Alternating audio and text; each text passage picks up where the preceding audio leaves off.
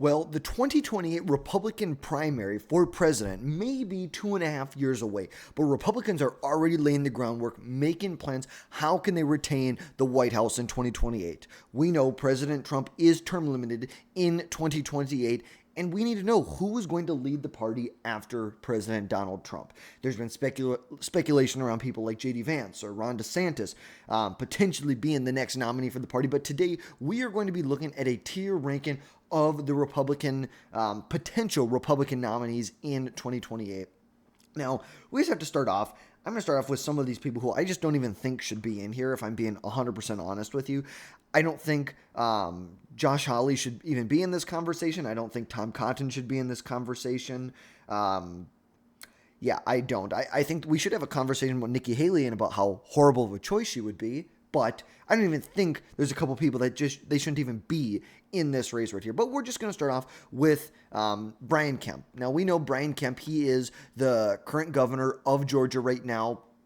He won back in 2018 barely, and then won a pretty sizable re-election victory by about 7 or 8 points in 2022. Now, Brian Kemp has had a rift with inside the Republican Party, and that has to do with the 2020 election. Now, we all know the 2020 election, Joe Biden won the 2020 election, but Donald Trump really tried to put a lot of pressure on Brian Kemp to change the outcome of the election. And ultimately, Brian Kemp and Brad Raffensperger would not budge, and ultimately that created a big rift with inside of the Republican Party and Brian Kemp. Now, Brian Kemp is going to run for office in 2026, hopefully, for the Senate. He is term limited in 2026 for the governor's mansion, but there's a lot of speculation around him running for the Senate. From a presidential standpoint, and this is about winning inside of a Republican primary, not how well would they perform in a general election, how well would they perform in a Republican primary. I think Brian Kemp is a D. I think he's got some good conservative qualities. I think his policies at the end of the day are very well. I don't think nationwide he has the appeal that is needed to win a Republican primary. And I also think he should run in 2026 to be the next senator from Georgia. He would beat Jon Ossoff. I'd put my money on it any day of the week. That's where I'm at right now. Now, Doug Burgum, I believe right now he's the Secretary of the Interior, I believe. As of right now, he was the former governor of North Dakota. He was a businessman before that. And yes, in the United States, the 55th Secretary of the Interior. He ran for president in 2024, and did really not great. It's like no one did good in 2024 in the primaries. Ultimately, I just don't feel like he has the broad appeal.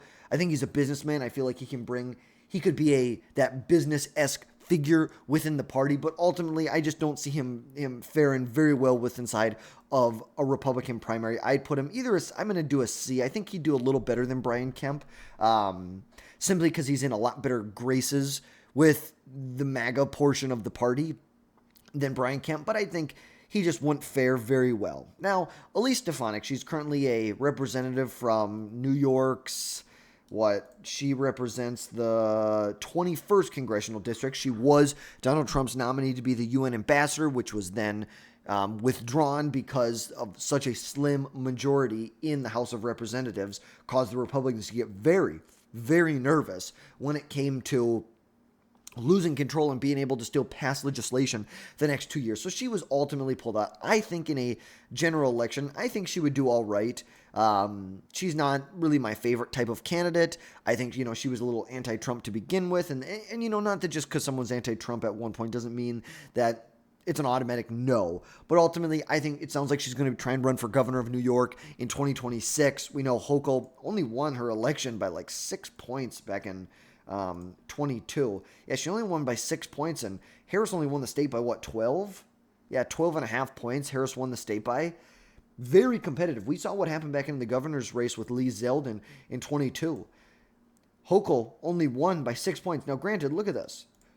Cuomo won by 23 points. Hochul won by 6 points. And look at this. Look at the House races in 2022. Look at what a good top-of-the-ticket candidate pulled some of these swing districts. New York 19, New York 17, New York 4 and 3 all flipped to the Republicans, and they held a very close competitive race in New York 22. That is what happens when you have a good person at the top of the ticket. I think she would do halfway decent in a GOP primary, but ultimately I think she has more ambitions to statewide. Maybe later on down the road is she a candidate, but in 2028, she is just not the candidate. What's his name from Texas? The governor of Texas, Greg Abbott. Now, I'm a pretty big fan. Greg Abbott did a lot to fight against the Biden administration in 2022. They did a lot statewide in Texas, especially when it came to the southern border, what they were doing with it, trying to construct border wall, fighting the Biden administration at every point. And I think that gets him a lot of brownie points inside of the Republican primary. But I ultimately think for the type of Republican candidate that he is, I just think there are other more formidable candidates that could jump in this race where you could have better appeal in a Republican primary. So ultimately, I'd put him at like a B, maybe a C. I'm going to say C, just because I think there's better candidates out there. Josh Hawley, I like him. I like what he does in the Senate. Don't get me wrong. I think he does a lot of great things, but I don't think he has any place in a presidential primary. He is not by any means looked upon as a leader in the party. It's like, my God, you could look at Nikki Haley and say she's more of a leader. And that's not saying anything about Nikki Haley. Nikki Haley is more of a leader in the Republican Party than Josh Hawley is. But I like what he does. I just don't think he should be a candidate. I don't think so. I just don't think he should be the candidate. Now, looking at someone like the wonderful Marco Rubio. Now, Rubio, he was a United States Senator from Florida since, I believe, like 2012. And he is of Hispanic descent. He is now the current Secretary of State. He was approved by the Senate 99-0. Very bipartisan support. He ran for president in 2016, lost to Donald Trump. And it's true that 6 former secretaries of states have been elected president of the United States. And he has been mentioned by Politico and like The Hill as a potential nominee. I think the transformation from 2016 to 2024, I think that puts him in good graces. And Marco is the future of the Republican Party. The Republican Party has won. In 2024, we won with minorities like we have never seen before. Look at the presidential election. Look at Texas and Florida, 2 places we're going to look at. Look at these border counties right here. Let's go back to 2020. Let's see how blue this was right here. Let's go back to like 2012. Even let's say 2016. 2016. Look at this. Cameron County, or I think these are countywide. Cameron County, Starr County, Zapata County, Webb County. Like, look at all these counties. These are dark blue. We're talking 56 points, 60 points, 30 points, 51 points, 37, 55, 7 points. Look at this. 36 points, 43 points in 2016. And these are counties where you have 70, 80, 90% Hispanic individuals that live in this area. Fast forward to 2024. Look at this here. Trump plus 12. Trump plus 5, plus 3, plus 3, plus 16, plus 22, plus 2, plus 10. Look at this. Maverick County. This was a plus 55 seat for Clinton in 2016. This is now a plus 20 seat. The other place you have to look at is in Florida. Look at down here. Miami-Dade, Broward, and Palm Beach County. Go back to 2016. These were dark, dark blue. 30 points for Clinton, 35 points for Clinton, 15 points for Clinton. Fast forward, Trump flips Miami-Dade, 12 points for Trump. Harris only won Broward County by 17 points. This was won by 35 points. He cut the margin in half there. And look at this, Palm Beach County. Harris barely, she didn't even win it by a point. Come on. Hillary Clinton was winning this by almost 16 points, and Harris barely won it. And these are also lots of Hispanic, lots of Cuban support there. And we saw it shifting towards the Republican Party like we have never seen before. I think, even in A, I may even have to put him as an A. No, I think he's more of an establishment candidate. There's no doubt about that. God, I'm going to say B. But I think Marco is the future of the party. He looks like the future of the Republican Party. And then we have Nikki Haley. Nikki Haley, an F, maybe a D if I'm being nice, if I'm in a good mood today. I'll say D because I'm reserving F for the candidates who shouldn't even be we shouldn't even be talking about them. I think we should talk about Nikki Haley, and I think we should talk about how she would be a horrible candidate. A horrible, horrible candidate. Great. I'm glad that she has some support. Obviously, was she the runner-up in the Republican nomination in 2024? Yes. She won, 4 million votes in the primary? And she was the previous ambassador to the UN under Donald Trump for the first year and a half of his administration. She was a former governor from South Carolina, and she's been considered by a lot of people to be a presidential candidate. I think she would do horrible in a primary. Donald Trump won. It's like Donald Trump and Donald Trump aligned candidates won close to 18 million votes in the primary. I don't see how she could win a primary. I don't see how MAGA is going to turn their back on. I just don't see it. I don't see them reverting back to the Dick Cheneys of the party, the George Bushes of the party, the Mitt Romneys. I just don't see that happening anymore. Obviously, in some states, that's what you need to do to compete. Places like Maine, you need a candidate like that if you want to win. You know, if you want to win in New Hampshire, you need more of a candidate like that. You want to win in Minnesota, you need more of it. The swing states even, you need more of a candidate like that if you want to win statewide. But Nikki Haley, like at the most, I could see her maybe running for Senate, maybe governor, but I also don't think she's going to run again, to be honest with you. At least for president, I have a hard time seeing that happen, and I think that'd be a horrible idea. Kristi Noem, you know, I think she's a halfway decent governor from South Dakota. I'm just not the biggest fan of her. I think there's a lot of things that she's done, like the whole photo ops with all these gang members, just not a big fan of. I also don't think I just think there's a lot more viable candidates in the Republican Party, just like, you know, a Greg Abbott. There's more candidates in the race that we could talk about that you're going to get the same policies, but you're going to get a better personnel. I'm just not a big fan of her. I think, you know, she's probably doing a good job what she's doing in the Trump administration, but also all these photo ops, you know, she's got, you know, 20 pounds of makeup caked on her face, and then she's, you know, she's all dressed up like she's doing an ice raid. It's like, okay, spare me this. We don't need these performance politics. Just get the job done. I don't really care. Get the job done. I think that's some miscalculations. Now, I'm going to hold on to, you know, let's talk about Ron DeSantis. Ron DeSantis, I think, will launch a bid. He has roughly, from his 2024 campaign, I think he had like $8 or $9 million in the bank post 2024 campaign. So obviously he's got a good pot of cash to sit on. And he is seen, in my mind, as one of the two leaders of the Republican Party after Donald Trump. We know Governor DeSantis, very popular in Florida. Very, very popular.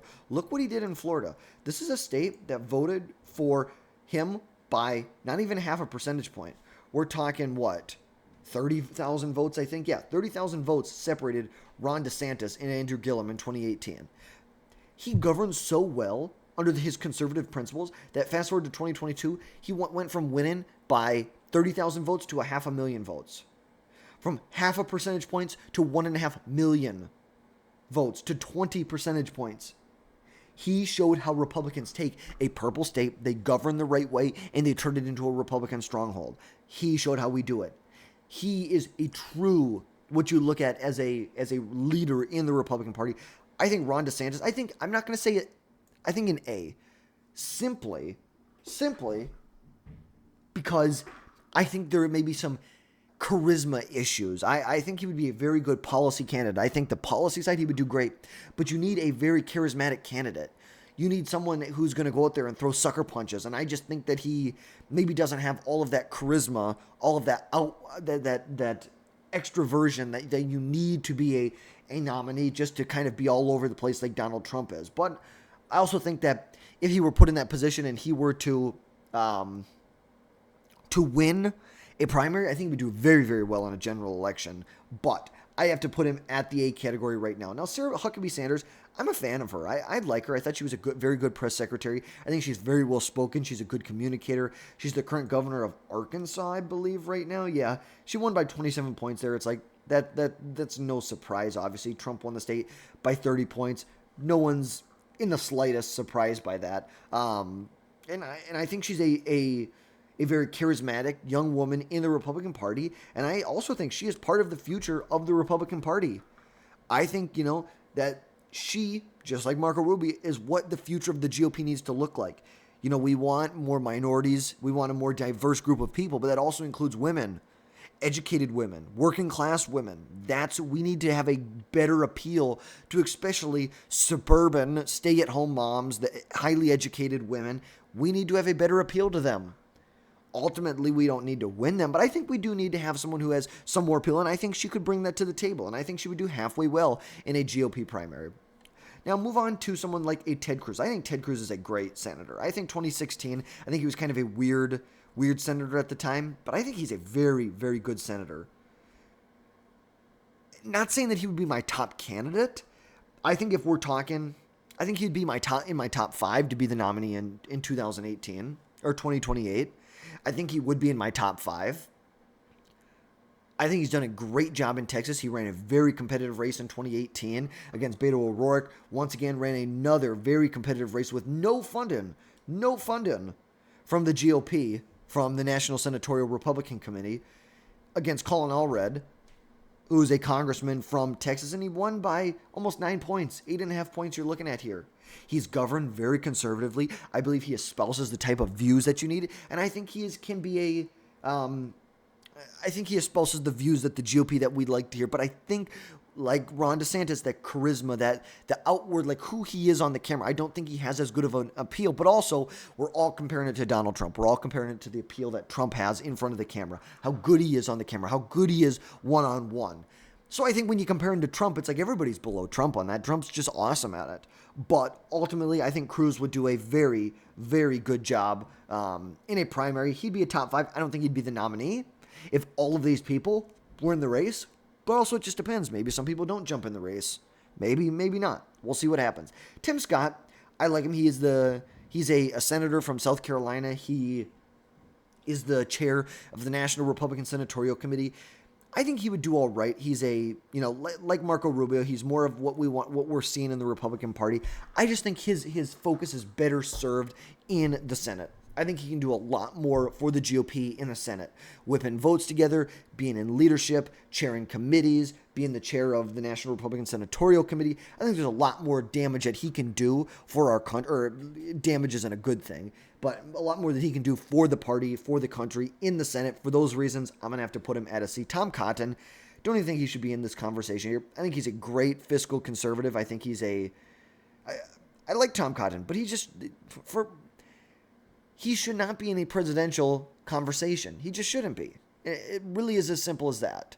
He should not be in the conversation for president. He ran in 2024. He got a little bit of support, and that's fine. But he's just not that guy. Now, we're going to do Donald Trump last. So we're going to actually do Glenn Youngkin now. Glenn Youngkin, I'm a big fan of Glenn Youngkin. He's the current governor of Virginia. He was elected back in 2022. Obviously he's barred by the state constitution from seeking another term. And he's been noted as a potential candidate for the Senate in Virginia against Mark Warner. But ultimately, I think he could be laying the groundwork for a 2028 bid. I think Youngkin would be it has to be an A. He is a very, very good candidate, very well spoken. He's a good looking candidate. I think he knows how to win in Democrat areas for the same reason. You look at the Democrat Party, you see people like Andy Beshear as a formidable candidate, or a Josh Shapiro. Places where Democrats struggle, or it's a toss-up state, a flip state, a purple state, you see people winning there. He knew how to win in Virginia in 2021. Now, could you say that he rode the wave of parental rights after COVID? I think so. But ultimately, it takes a little bit of genius. It takes a little bit of brain power to be able to see a wave and then to be able to know that this is the wave that you need to ride. So I think he would be a great candidate, especially, I know this is about the primary. I think he would be able to bring the MAGA faction and the more moderate wing of the party, the more establishment Republicans, into the fold. I think there's appeals. He can appeal to both sides of the Republican Party that we have. And then J.D. Vance. I think J.D. Vance is very, very well spoken. I really like the guy. But there's been some recent things that have really made me not very thrilled with the idea of J.D. Vance running. A couple of them, especially when it came to, we saw this leak in the Signal chat, kind of some of the policy positions that he took there that we shouldn't be, it came to the Houthis and the Suez Canal where a lot of shipping goes through, that we shouldn't have done anything about that because this is Europe's problem. I just think he's too much of an isolationist for me. he definitely represents on the foreign policy aspect more of a isolationist, when Donald Trump represents more of a peace through strength, and you have someone like J.D. Vance, who's more of an isolationist. And for those reasons, I've become more and more weary of him. I really thought I was all about him. I would have put him as an S to get started, especially how well spoken he is, how well he can communicate the MAGA agenda, even when people are trying to call this, extremist and a threat to democracy. He's able to break things down, and he very easily, so you can understand things. He's very well spoken. He's a great communicator, and I think he rounds out some of the sharp edges of a Trump campaign. And for those reasons, I kind of have to put him either a B. It's hard. I'm going to put him as an A for right now because I'm going to let this play out more. But there have been some things I've seen that I'm not real thrilled that we were seeing, especially when it came to his foreign policy. That's not the foreign policy I think where MAGA is at. I think there is a big portion, or a portion of the party, that wants to be isolationist, but ultimately at the end of the day, 70% of the party does not want to be isolationist. 70% of the party agrees with President Trump. They want to have peace through strength. They want to have global alliances, but it's not going to be unfair global alliances. If we're going to have global alliances, you need to pay your fair share. If we're going to have global alliances, the U.S. isn't going to just take care of all your defense. You have to pay for some of your defense too. Obviously, we're the superpower, and just by default, we're going to have a lot more military might and power. But ultimately, the other countries need to pay their fair share. And then Donald Trump. Now, obviously, Donald Trump is legally barred by the Constitution from running in 2028. There's been some interesting theories that have been thrown out there about how he could run in 2028, some really untested legal loopholes that maybe Vance runs and Trump's his vice president, and then Vance just resigns or becomes the VP. This is what I think about Trump running for a third term. I really think Trump saying that he's going to run for a third term is just to infuriate and just tick Democrats off and garner attention. I really think it is just to distract the Democrats. The Democrats are, instead of focusing on some of the issues that the Trump administration has had, especially when it comes to the tariff rollout, I think talking about running for a third term just distracts them. It just distracts them. It's just a shiny thing that, hey, keeps them distracted over here. Do I think he's serious? I think he seriously considers it, but do I think he actually will? No. Do I think he could win a primary? Oh, 100%. I think he'd win a primary in a heartbeat. Do I think he could win a general election again? I don't know. I think you start to talk about the age issue. Donald Trump at the end of a third term would be almost 87, 88 years old. And I think it'd be a little hard for the GOP to sell that as, obviously Biden was in serious mental decline, and we know Trump is nowhere near that mental decline. But obviously, when you get older, this is the stuff that happens. You aren't as sharp as you used to be. You can even see it back from 2016. Trump was way sharper back then. But still, for being 78, he's super, super sharp. So ultimately, I think he'll win a primary. Do I think he'd win a general election? I have a hard time seeing that happening, especially if the Democrats run someone who is, could he win against maybe AOC or Harris again? Sure. But ultimately, I think he's just doing this just to mess with the Democrats, because these people with Trump derangement syndrome just get so, they just get so freaking worked up about everything Trump does, and this is just another way to just rattle their cage. But this is where we're at for a tier list for the GOP primary in 2028. Remember, this is based off who I think could win the GOP nomination, not how well would they perform in a general election. So that's going to wrap things up for today, folks. Let me know your thoughts down below. Is there anybody else you'd like me to add into this list? I can make another video with more and more people that we can cover in this list. That's going to wrap things up for today. Drop down below, hit that subscribe button, and we will catch you next time, folks.